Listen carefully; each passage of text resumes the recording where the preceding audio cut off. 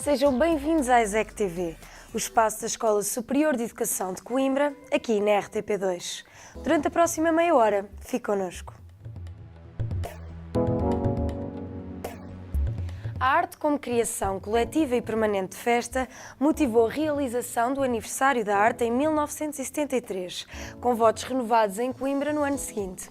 Na altura, Robert Filou comentou com Ernesto de Sousa que aquela festa poderia bem ser a prova de que um 25 de Abril tinha de estar perto. A Revolução tem de estar perto é uma exposição para visitar no Círculo de Artes Plásticas de Coimbra até dia 9 de maio.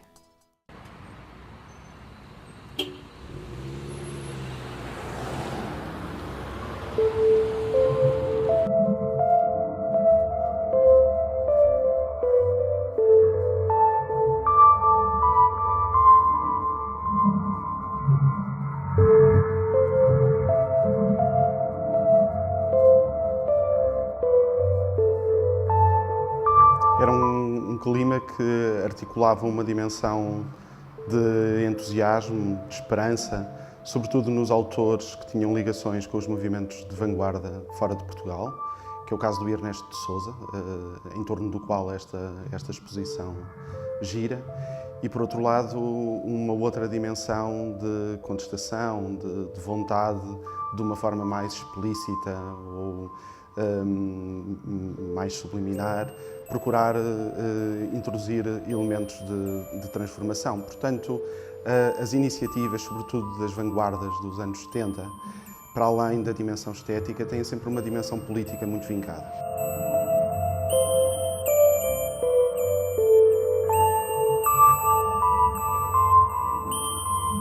Nós nesta exposição pegamos nesse mote. Esta é uma exposição que procura documentar a importância do Ernesto de Sousa e de Coimbra, nomeadamente do CAPC, dentro das vanguardas portuguesas dos anos 70 em diante.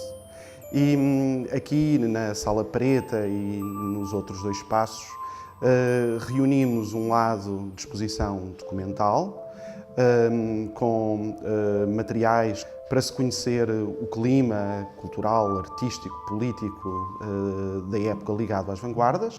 E o Ernesto de Sousa é um pivô fundamental nos diálogos entre os artistas portugueses de vanguarda e as vanguardas internacionais, nomeadamente o movimento Fluxos. O Robert Filou organiza em França o Aniversário da Arte, e, por ação do Ernesto de Sousa, em colaboração com o CAPC, um ano seguinte, no início de 74, às portas do 25 de Abril de 74, ele tem lugar em Coimbra. Pouco tempo depois, o Filou comenta com o Ernesto que aquele tipo de celebração tão subversivo, tão livre, num certo sentido, bem podia ser visto como o anúncio de que uma revolução tinha de estar perto.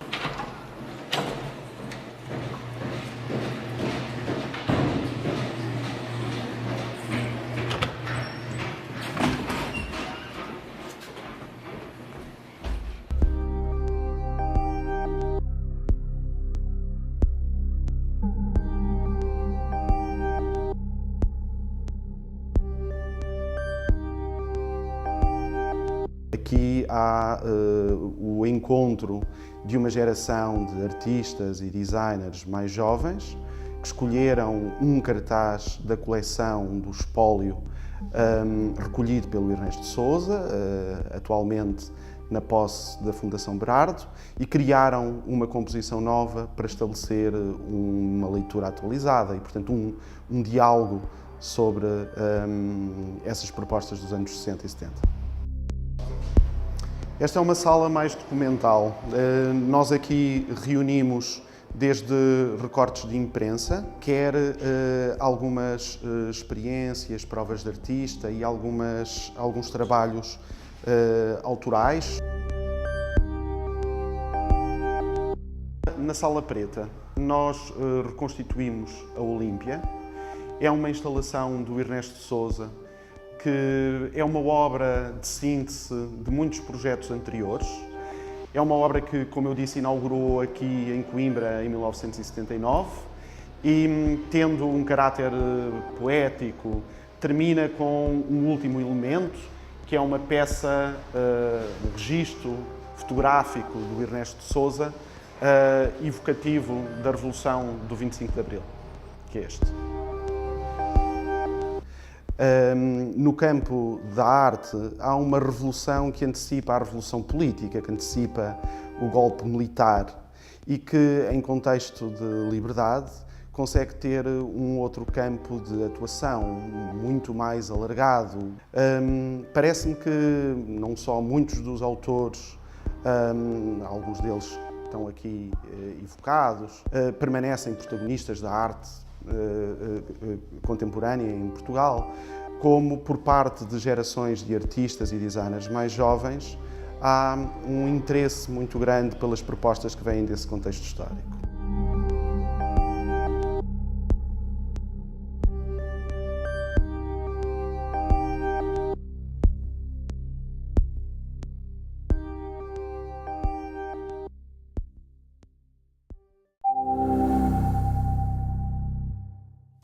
Os saneamentos políticos no Diário de Notícias no Verão Quente de 1975 é o título de um livro de Pedro Marques Gomes.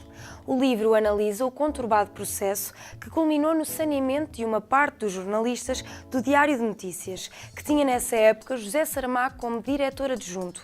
A apresentação em Coimbra ficou a cargo de Isabel Nobre Vargas.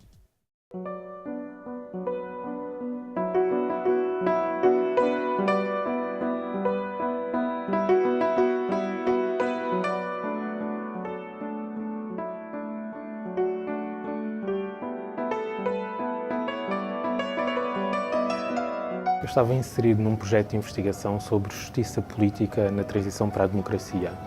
Um projeto que pretendia analisar os vários setores da sociedade portuguesa onde se verificavam saneamentos. Quando comecei a consultar a imprensa da época, percebi claramente que era um setor onde os saneamentos se verificaram com grande impacto. Um desses casos emblemáticos de saneamentos tinha acontecido precisamente no Diário de Notícias. Percebi claramente que tinha sido um caso muito mediático, foi acompanhado pela imprensa até praticamente ao culminar, em 76. Portanto, resolvi estudar esse caso. É evidente que o DN era um dos jornais, hoje dizemos de referência, mas era um dos principais jornais, não o único. De facto, esta importância do jornal como o Diário de Notícias, um jornal que atravessou regimes, um jornal que teve com certeza figuras que foram muito diferentes e que no tempo em que nos situamos, que é 74, 75, teve também ele um papel essencial. E a investigação traz elementos que podem iluminar uma zona que estava muito sombria.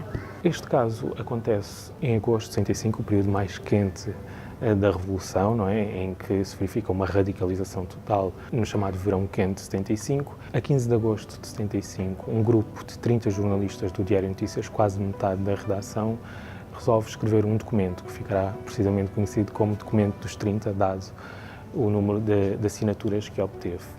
Este documento vai ser entregue à direção do jornal, à administração e ao Conselho de Trabalhadores. Na altura, o diretor do jornal não se encontrava presente e, portanto, o documento é entregue ao diretor adjunto José Saramago. Mas, paralelamente, o documento é também divulgado na imprensa portuguesa. A partir daí, o caso vai se desenrolando. José Saramago decide convocar um plenário de trabalhadores, é o primeiro de 3 plenários de trabalhadores, e no último é decidido o saneamento de 22 dos 30 jornalistas que inicialmente compunham o grupo. 22 porque alguns acabaram por se afastar do grupo, dizendo, por exemplo, que não concordavam com a divulgação do documento no exterior do jornal. E 2 deles, não tendo sido saneados, acabam por solidarizarem com o grupo, por isso o caso é conhecido como o caso dos 24. Só posso explicar, enfim, talvez por esse sentimento de antiguidade, não é? De querer preservar imagem. Não sei como é que o processo está neste momento, se houve ou não processo, se seguiu, mas a questão do Diário de Notícias que foi colocada foi exatamente o facto de ter uma página do Diário de Notícias publicada em capa. Bom, enfim, já passaram alguns anos, não vou sequer discutir. Só posso pensar que o Diário de Notícias não tenha visto que realmente o saber-se cada vez mais sobre a sua própria história é fundamental.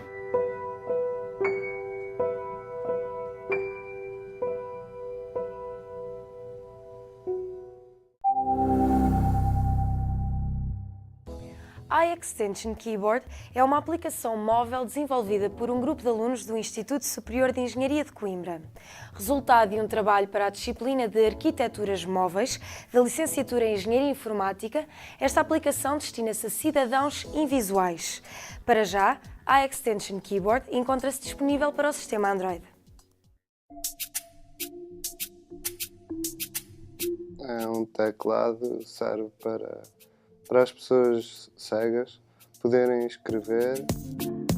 Nós tínhamos que fazer um trabalho prático no âmbito de uma disciplina dedicada a arquiteturas móveis, dispositivos móveis, e então nós queríamos fazer uma coisa útil para a sociedade.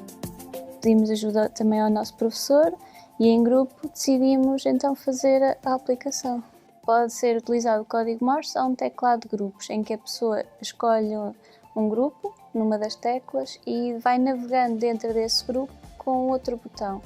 Pode apagar, pode fazer espaço, tem pontuação também e introduz o texto normalmente, mas só com esses 4 botões.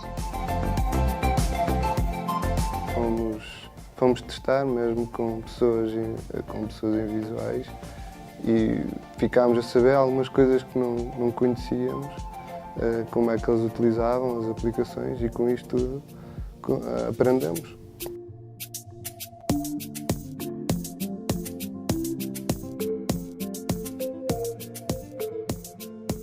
Os invisuais usam o teclado pré-definido, que é o teclado QWERTY.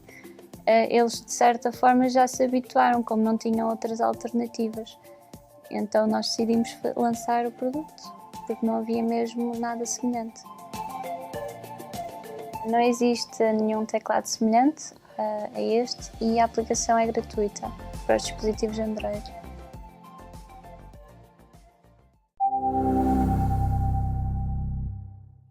Stimung, uma exposição de Pedro Vaz para visitar em Coimbra no Círculo de Artes Plásticas, no Jardim da Sereia, até 29 de março. Stimung são 8 projeções vídeo que registram, ou melhor, testemunham o encontro pleno entre o artista e a natureza.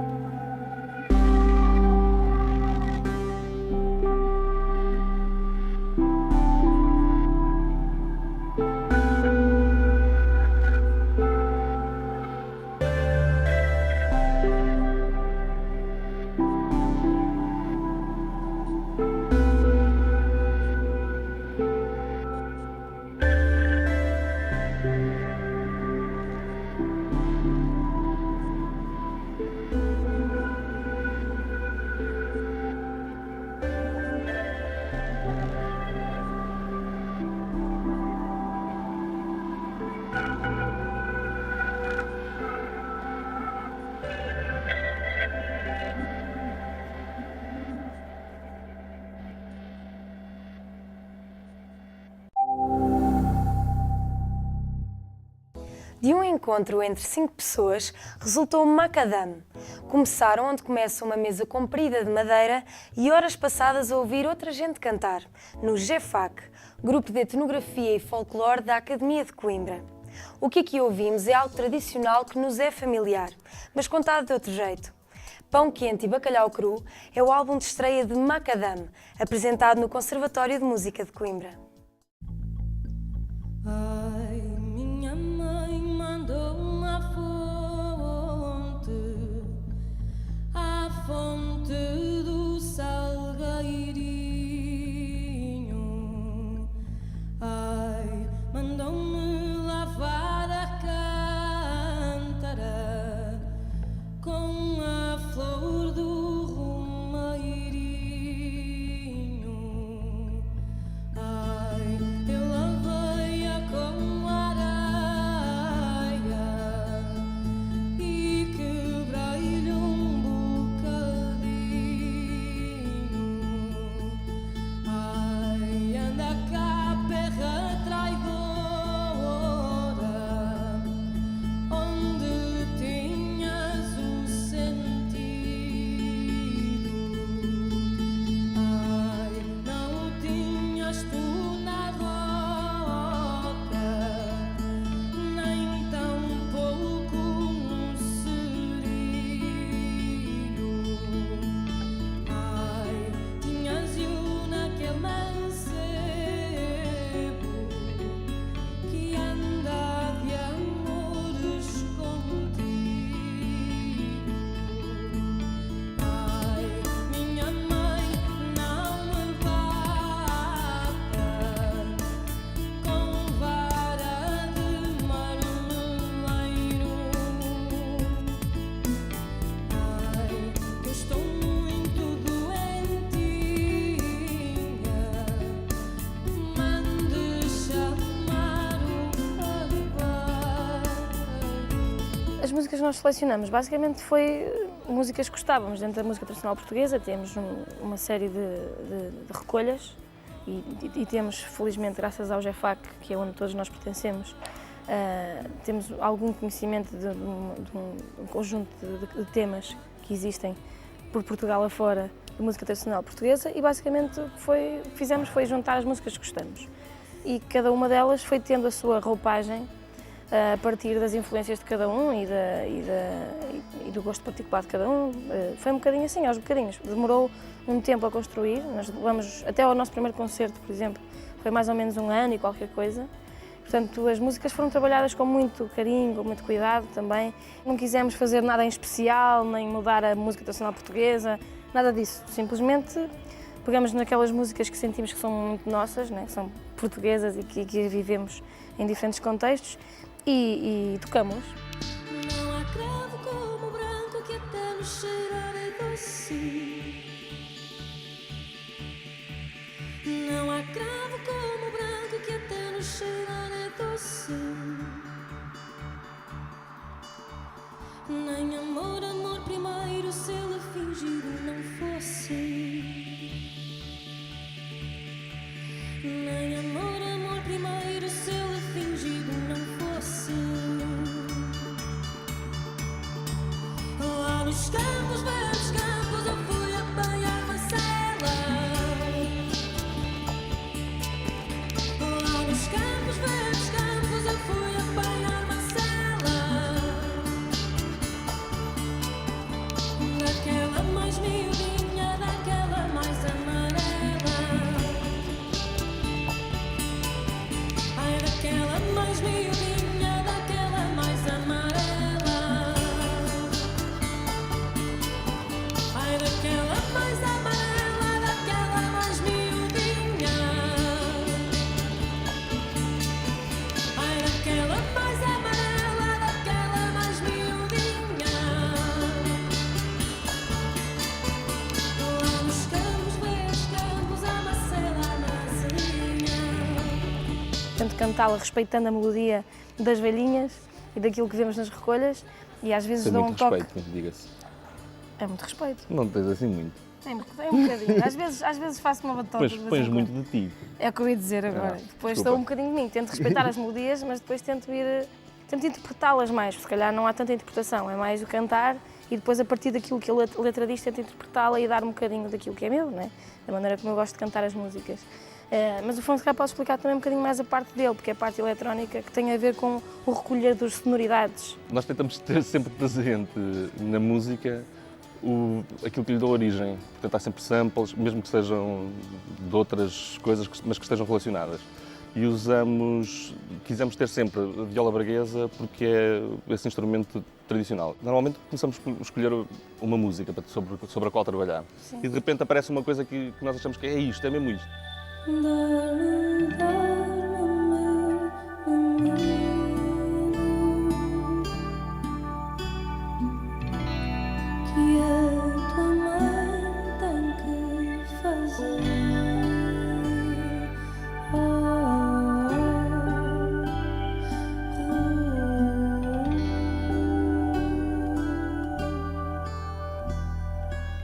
Desde o início quisemos sempre ter esta componente de vídeo no espetáculo. Portanto, cria um complemento que é importante também, e contextualiza as coisas. Aquilo que estamos a fazer. Porque até há muitas pessoas que não têm, pelo menos quando começamos, se calhar agora há um bocadinho mais essa presença da música tradicional portuguesa, mas quando começamos e mesmo antes, há muitas pessoas que não têm esse conhecimento do que é isto, da música tradicional portuguesa, propriamente dita.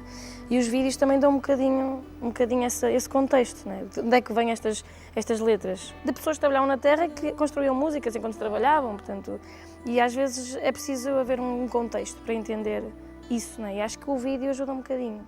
É uma cantiga da Cegada, é para vós e para o Jefac.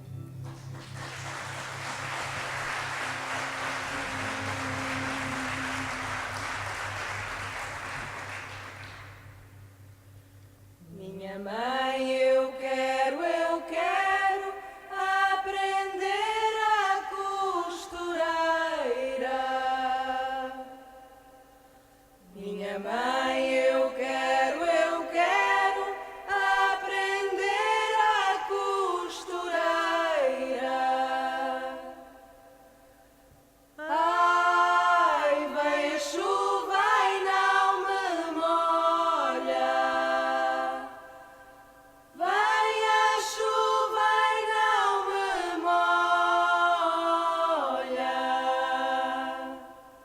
Nós estávamos uma vez no Jefac a escolher um nome para um espetáculo e estávamos a ver em livros, a buscar referências.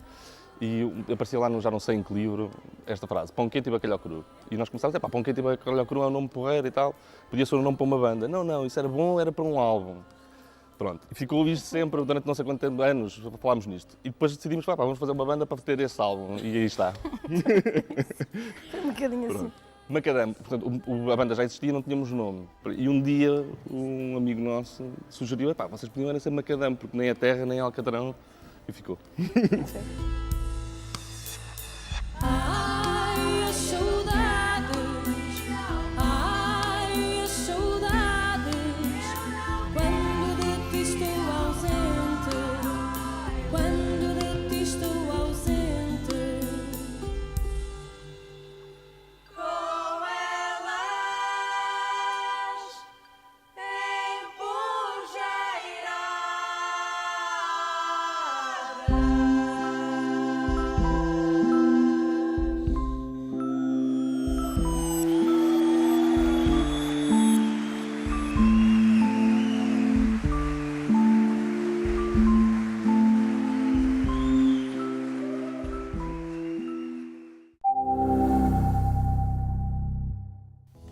Obrigada por ter acompanhado esta emissão. Marcamos encontro no próximo programa. Até lá!